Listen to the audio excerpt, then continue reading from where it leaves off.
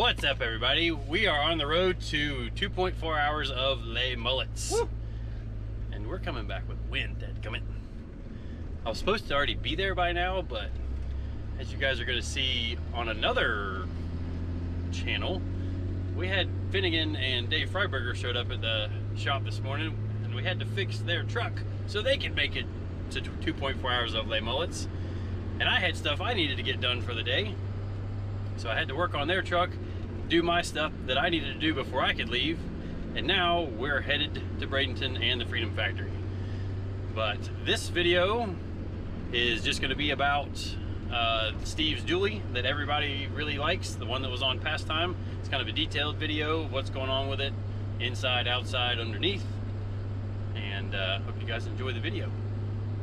If you haven't already, go to cletusmcfarland.com and pick up your pay-per-view for the 2.4 hours of LeMullets. And Win with KSR is also up. We've got some new shirts on there, got some stickers, got some hats. Appreciate everybody that's bought some so far. And also, if you haven't already, subscribe to my channel and click the bell icon so you can be notified every time we release a video. All right, let's get into this dually. I got battery? Yeah, I got battery.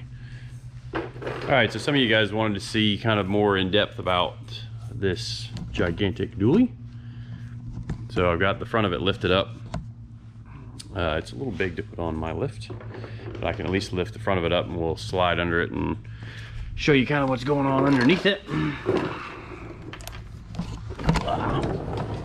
So it's got, I built the headers for this thing years ago and brought them out over the frame rail because they don't actually make big tube headers for this thing. So we got our coils mounted down here, and actually a little dirty. It's got a few years of running on it. I got a Reed Case Turbo 400.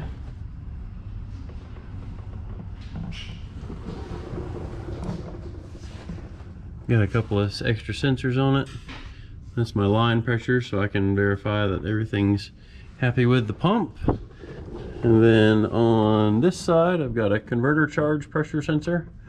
If the converter charge pressure is too high, they try to shove the torque converter out of the transmission, and it can damage the thrust bearing. This thing stripped the fill plug years ago, so we just welded an A-end cap on it. Easy. Same with this. If the truck sits for a long time, we drain all the water out of it because it's got copper head gaskets, and they sometimes will seep a little bit. And then the really long drive shaft.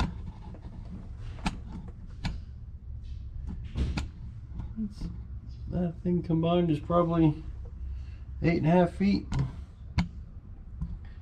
So it's got a center carry bearing. It's broken the drive shafts before, and they've been rebuilt to bigger with larger. You see we got a forged yoke on the back of it here. And then there's the mounts for the shifter right there through the floor. Just got a plate with some nuts welded to it so we don't have to climb under here and hold a wrench on everything. It's got a mount there and then a mount up at the front. And I've got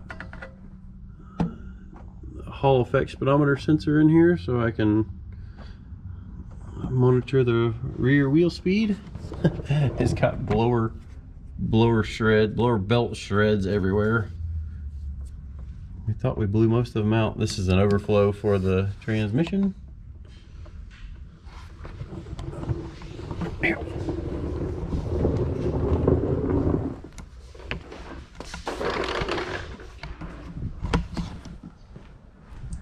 All right, back here at the back of the truck, it's just standard fuel cell, then got a in-tank 7-gallon a minute Aeromotive brushless pump. We just changed that. This line here is actually a small in-tank pump. It's like a Walbro 450, and what we do with that, the old setup had a large fuel pump under the truck, larger, Wasn't as big as the 7.0, but it drove around on this pump, and then as soon as it went past 50% throttle, it turned on this pump in here, which was a air motive eliminator, and with the power this thing's making, it was running out of fuel pump, even with both of them running. So it's definitely makes some good power. Back here in the back of the truck, we've got our ECU mounted right here, and then the ice box for the intercooler system, and then it pumps water. So nice and simple deal. It's got a giant bilge pump in there, and then the small bilge pump is a driver cooling system. So you can see these two hoses that come out right here, they run over to that side of the truck, and then it hooks up to this shirt, and it pumps ice water through all this tubing, and it keeps the driver cool. It's like wearing a shirt that was sitting in the refrigerator. But this pump, the big pump, pushes ice water into the bottom of the air-to-water intercooler, comes out the top, goes and hooks to the transmission cooler after it goes through the intercooler, and then dumps back into the tank.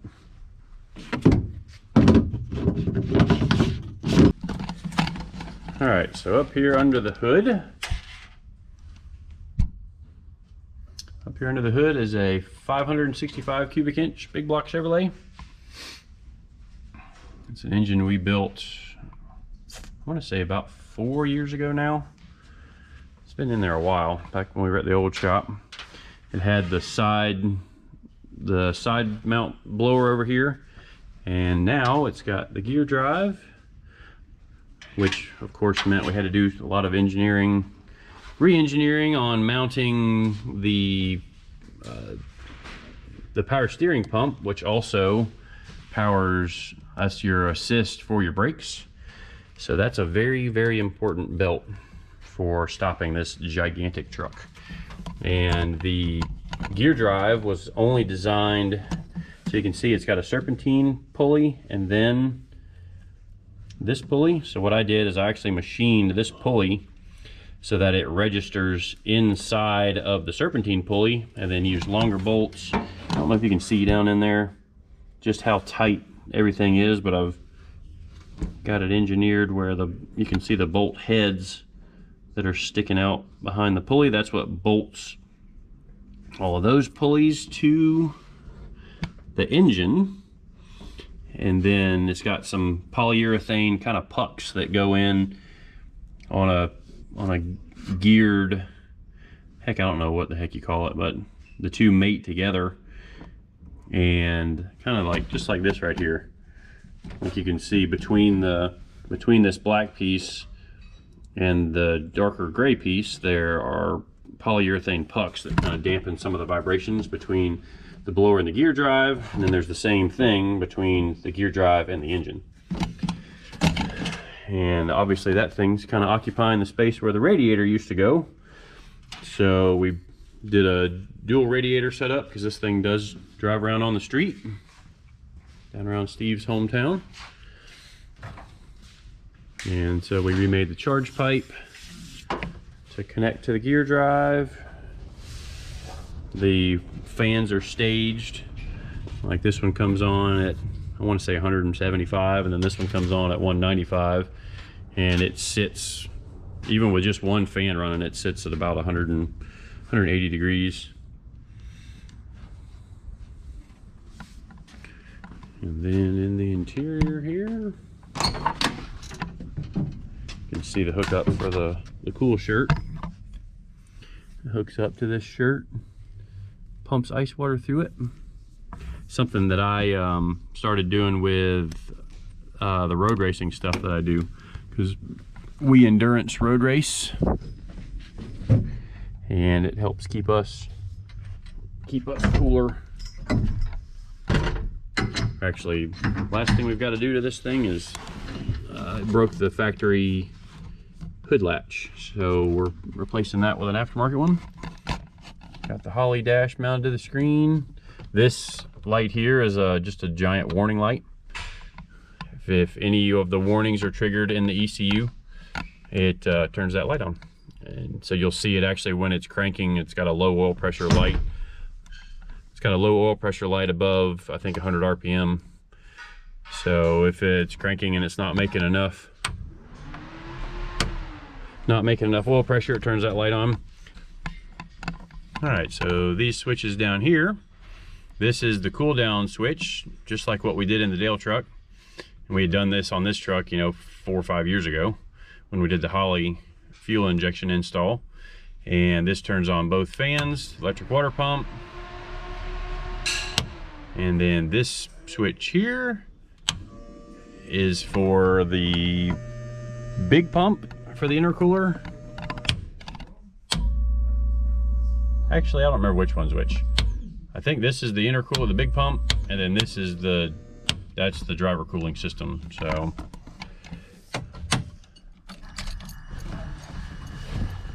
here's the fuel pump key up back there.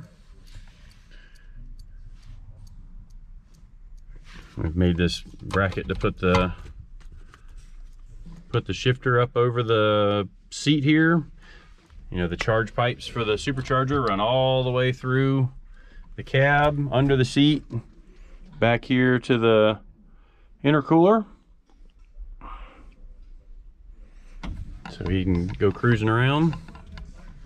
We think we need to put the charger on it? Jump off this one. And try it. Yeah, sure. Let's see if it cranks. Ooh, that's a little low. Come on, kick off.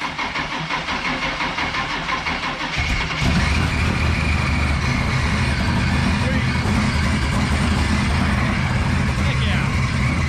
Got a oil pressure. Oil pressure.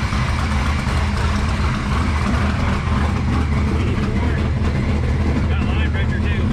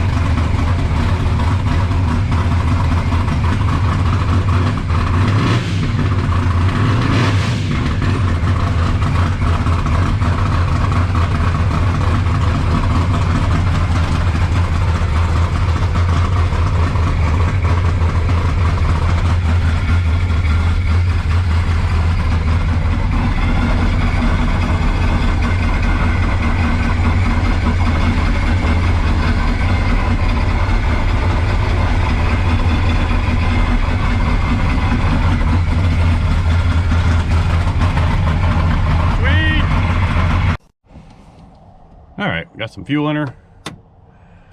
Let's see. Oops. Let's see what she does now.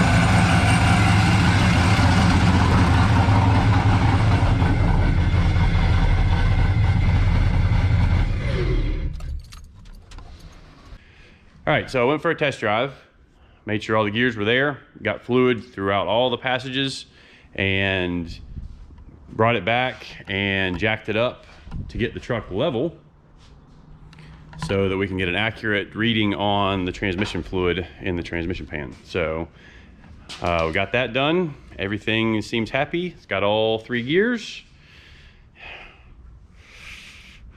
I think it's about ready to go to the track. We're gonna double check the oil, take it for another test drive, make sure nothing does anything silly, and call Steve and tell him to come pick this thing up and let's go to the track.